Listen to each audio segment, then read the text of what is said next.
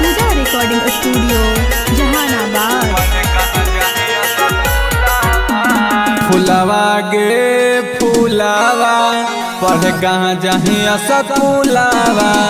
फुलावा गे फुलावा पढ़ कहाँ जहिया सकुलावा। हमरो बताओगे नाम लिखाओगे काका हो वहाँ के रुलावा। फुलावा गे फुलावा पढ़ कहाँ जहिया सकुलावा। फुलावा गे फुलावा पढ़ कहाँ जहिया सकुलावा।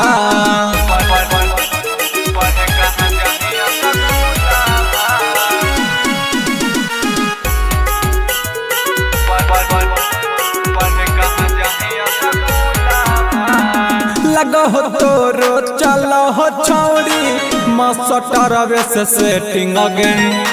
एही से रोजो पुला पर बैठी के करहियो कर बेटिंग अगेन। हे गे लगो हो तोरो चलो हो छौड़ी मास्टर से सेटिंग अगेन। एही से रोजो पुला पर बैठी के करहियो कर बेटिंग अगेन। आगे की होबो है ओहा के छौड़ी घुमा ही कौन कौन झूलावा। फुलावा गे फुलावा पढ़ कहाँ जहिया सकुलावा। फुलावा गे फुलावा पढ़ कहाँ जहिया सकुलावा।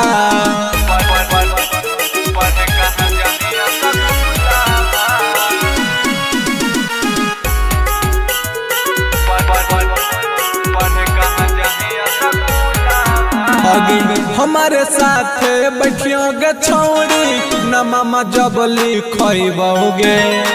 जे जे भूलई माँ तू हम कर के सीखोगे। सुनोगे हमारे साथ बैठियोगे छौड़ी न मामा जब लिखोगे।